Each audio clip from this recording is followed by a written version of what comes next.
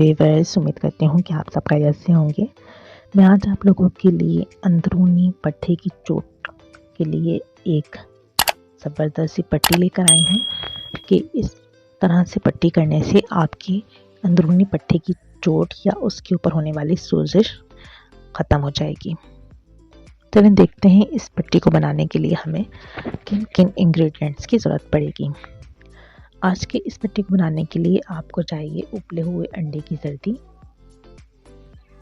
फिटकरी और शहद। आपने एक अदद अंडे की जर्दी लेना है, उबले हुए अंडे की जर्दी लेना है और इसके अंदर आपने एक चुटकी फिटकरी शामिल करनी है और एक चमचा आपने शहद शामिल करना है और इसको मिक्स करके जिस जगह पर आपकी चोट लगी हुई है, पट्टे के ऊपर चोट लगी हुई है या सोजिश आ रही है आपकी, तो उस जगह पर इसको लगा के लेप लगा के आप पट्टी बांध लीजिए। इससे आपकी सोजिश ख़त्म हो जाएगी। उम्मीद करती हूँ मेरी बाकी रेमेडीज़ और टिप्स की तरह ये रेमेडी भी आप लोगों को पसंद आएगी। मेरी इस तरह की आसान सी रेमेडीज़ और टिप्स को हासिल करने के लिए मेरे चैनल को सब्सक्राइब कीजिए, मेरी वीडियोज़ को लाइक और शेयर कीजिए। अल्लाह हाफ़िज़।